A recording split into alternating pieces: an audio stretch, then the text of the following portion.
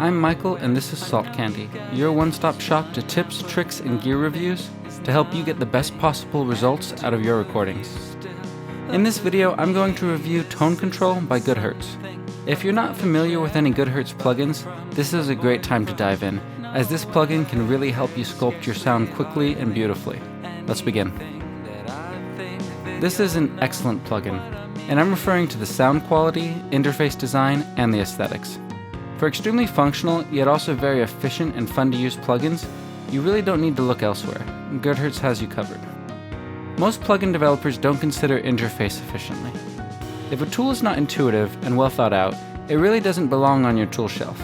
You're going to spend countless hours using these things, and if it isn't simple to get the sound you want out of them, you're just wasting energy. And the better you know your tools, the more reliably you'll be able to get consistent results out of your productions. Look at this. Not one unnecessary knob or other analog. If you're going to be in the box, then don't handicap yourself by ignoring what the box does best. You don't have knobs, you have a keyboard and a mouse. So we should have controls designed for that interface. Let me know in the comment section if you've used Tone Control and how you liked it. And if you haven't, I really encourage you to go pick up a free trial and make up your mind for yourself. So what are the pros of this plugin? We've got stereo, mid, side, left, and right modes, extremely intuitive and musical controls. We have this control labeled air, an amazing and non-linear slider to get the critical high-frequency content just right, a clickless bypass, and a high-quality mode with linear phase and a minimum phase blend slider. As to cons, I really just have a couple of more minor suggestions, but that I think would benefit anyone's workflow. There's no auto gain mode. Perhaps they can add one in a future update. I don't always use auto gain, but I almost never turn it off when it is there, and it really does save a lot of time when it comes to A/Bing different settings. I'd also appreciate the possibility to apply different processing modes, such as stereo or mid, to individually affect different controls. That way, you don't have to run multiple instances of the plugin to affect different parts of the stereo spectrum. Let's get into the examples so you can determine for yourself if you like the workflow and sound quality. I've got 7 instances of tone control spread across this mix, mostly on buses. In fact, 3 of my instances are on the 2-bus alone, several on other individual buses, and then I have 1 on the piano bus affecting the layered piano stack. But let's start with the 2-bus. For my mixing philosophy, I apply broad strokes to my buses first, starting with my master bus. I find when I do this that I spend far less time processing sub-buses and individual tracks, and I also end up using far fewer plugins overall, which saves on processing power. And also, in my opinion, reduces opportunities to mess up your sound. I'll cover the more obvious tone control instance on my 2-bus first, then come back to the more subtle instances after we've fixed the rest of the mix. I applied some gentle brightening with the smoothest slope and 3 dB gain for everything above 2K. I've activated high quality mode, which I don't usually use anywhere but the master bus. This serves to set the global tone rather well right away, though we've got other problems elsewhere in the mix.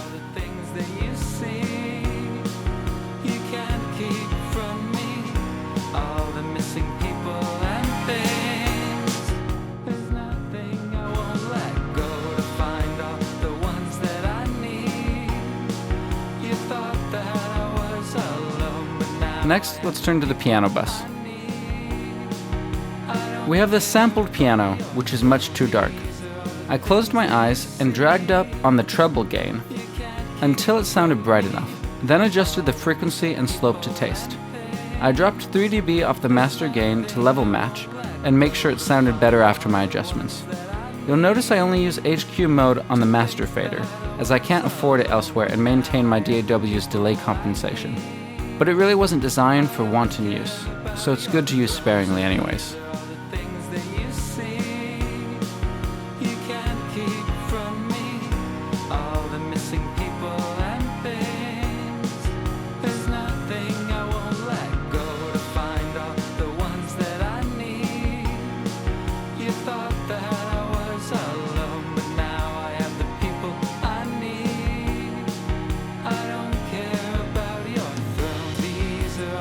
Next, the drum bus. I've got an overly boomy, mid-heavy kick drum, so I basically applied a version of the Smile EQ here, albeit using shelves instead of bands.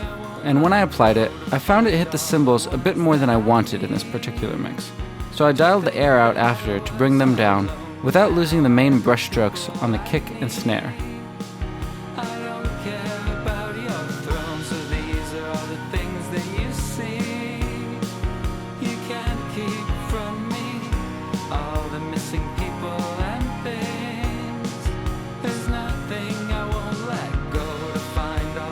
Now for the instrumental bus.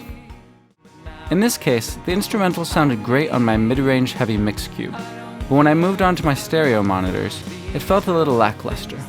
A comparison with my reference track revealed too little bass and highs.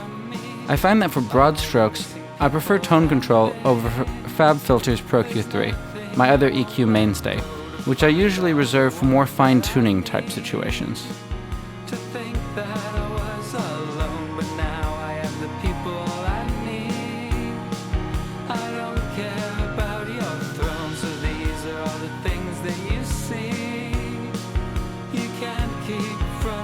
On to the vocal bus.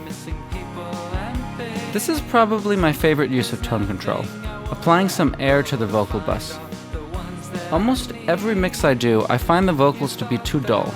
I'll get the bulk of the tone right with Goodhertz tilt shift, a tilt shelf I highly recommend if you haven't seen my video on it. But after that, comparison with reference tracks almost always reveals a lack of high frequency content on the vocals, and nothing does a smoother, more pleasing job than Tone Control's air slider. This is honestly the standout feature of this plugin in my opinion.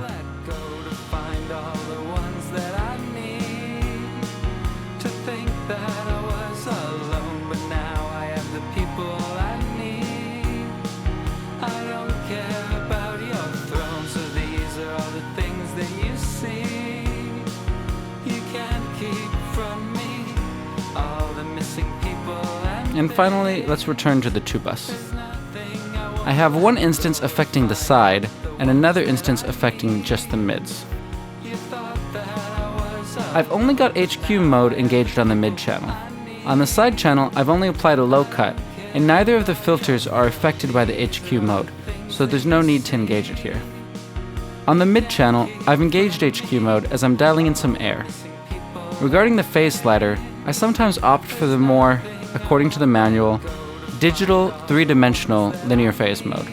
Sometimes for the quote-unquote funkier minimum phase mode, but lately I've found myself liking a blend of the two.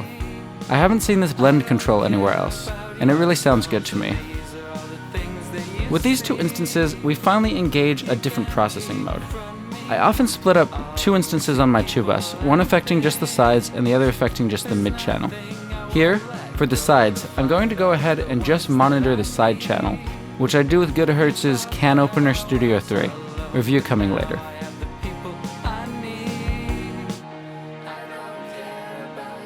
I do this when I'm nearing the end of a mix and comparing to reference tracks for some final tone shaping and sanity checks.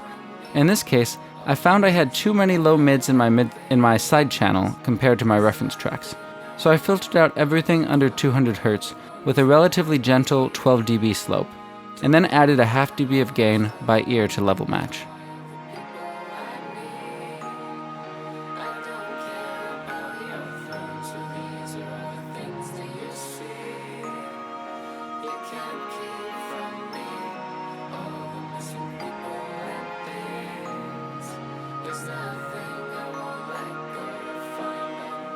Now we'll monitor just the mid channel.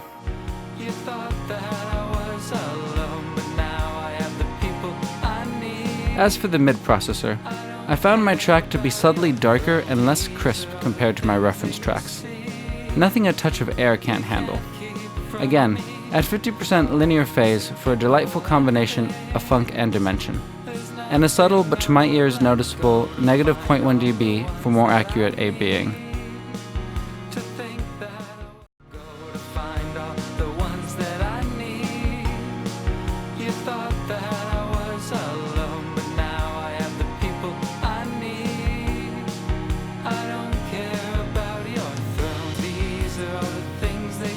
Now let's go ahead and A-B all plugins on and all off.